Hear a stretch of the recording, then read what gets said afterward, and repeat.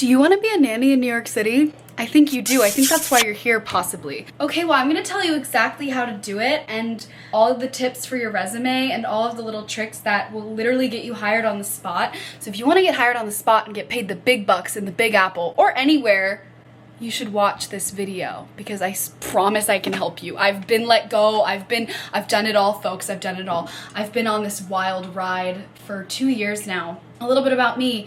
I started nannying as soon as I could pick up a baby doll. I started Mommy's Helpering when I was 9 or 10, a little too young if you ask me. And from there, I was a babysitter casually in high school, and then I started taking it really seriously when I got hired as a camp counselor and a dance teacher. From that moment on, I was like, ooh, the dogs, ooh. I was like, I have got to do this professionally. I'm a theater student in New York City, so I need to make that money. Do you hear that? It's a siren. It's New York City. Nannying needs to be taken advantage of. There's so much money in this job, you have no idea. We've only just begun.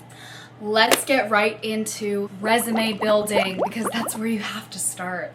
I know. Have a really nice, clean resume. Canva AI. Put all of your information into Canva AI. That thing will spit out a glorious resume. Make sure you have references on that resume. References to a past job. As long as it's anything social, working with people, preferably past babysitting clients. Or volunteer work also works as a reference, especially for nannying and babysitting. Even a relative, maybe you've babysat your cousin. There's always that. A good resume also includes your special skills. What makes you you? They're not just gonna hire you if they see a job and then there's just no blurb about you at the end. There has to be a blurb. There must be a blurb. You need to tell them why this job is special to you and what you like about it. It has to be on your resume. I'm a theater student. I love to bake. I love to go outside. I love to hang out with friends. I'm very social. I love to sing. I love to dance. I love board games. Maybe you don't like any of these things. You have special interests that might align really well with a kid out there. It'll be a dream come true. Maybe you are looking for a family with a super active lifestyle. Maybe you're looking for a more laid back nanny situation. Just make sure in your blurb that you're kind of catering it towards the type of nannying job that you want. I found that to be really helpful. As far as special skills go, I would learn how to cook, learn how to clean, get Red Cross certified. Those are my 3 biggest tips to have on your resume as skills / awards. Get Red Cross certified. You can take the class for, it's like between $100 and $200, or maybe it's cheaper now, I don't know, in this economy. And you can learn how to change diapers, how to burp, CPR for all ages. A lot of really good baseline things if you're just starting out, but I also recommend getting certified either way because you'll feel more comfortable taking care of a child when you know what to do in an emergency, and the parent will want to hire you because of it. They love the Red Cross certification. You'll get more offers and you'll have more opportunities, I promise. Let's talk about pay.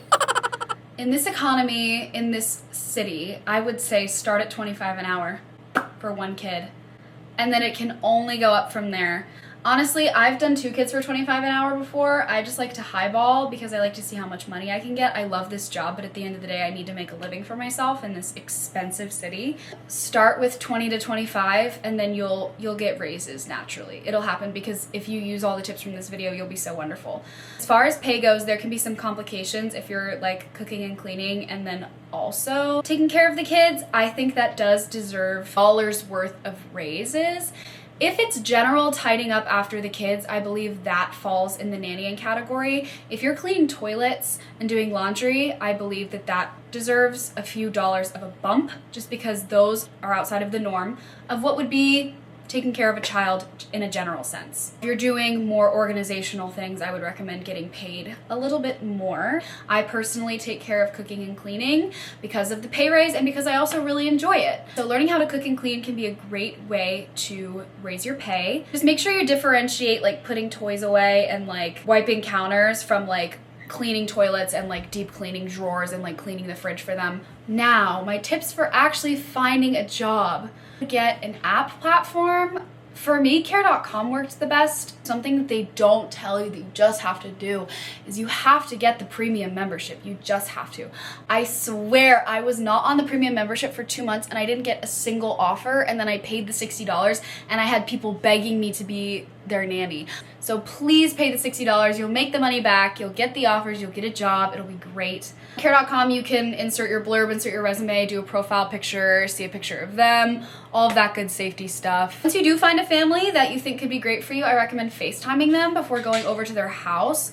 I think that FaceTiming them is a good way to just see if you can like vibe with the parent and make sure that you guys will get along, because in my opinion that is very crucial. You want to like your job. It's a nannying job. You want to like it. You want to like the kid. You want to like the parent. And then I would recommend going over for a few, not just one, a few trial runs, like 2 days or something, and just see how it goes. Make sure you like the kid. Make sure there's nothing swept under the rug. Don't commit after just one trial. Test a few families out. Try them all and then commit. A little trial day tip. When you FaceTime or call the parent before going over, ask them about the kid's favorite show, favorite color, favorite princess, favorite dinosaur, favorite anything. Then bring them a coloring book and crayons or an activity or a craft that has to do with that. It will make them feel so special, and it'll make like the transition process easier for them. They'll be like, oh wait, nannying and babysitting isn't a bad thing, literally. They will be obsessed with it. I highly recommend doing that. It shows that you care, the parents will love it, and the kids will love it too. Okay, tips for when you're in the job. Always keep a Pinterest board. Go on it once every month. Pin a bunch of ideas, maybe crafts that you want to do with the kids. As far as the city goes, take advantage of it. It's New York. We've got so many beautiful outdoor playgrounds and easily accessible museums that kids absolutely love. A quick synopsis: have a good resume, learn to cook and clean, Red Cross certification, make your trial run really special, allow yourself to be picky, build a personal relationship with your boss, take advantage of what's around you. Sorry, my battery died, so here we are doing a little bit of an outro type of thing in my bed while I'm editing. Make sure you're upfront and honest about your boundaries, and happy nannying!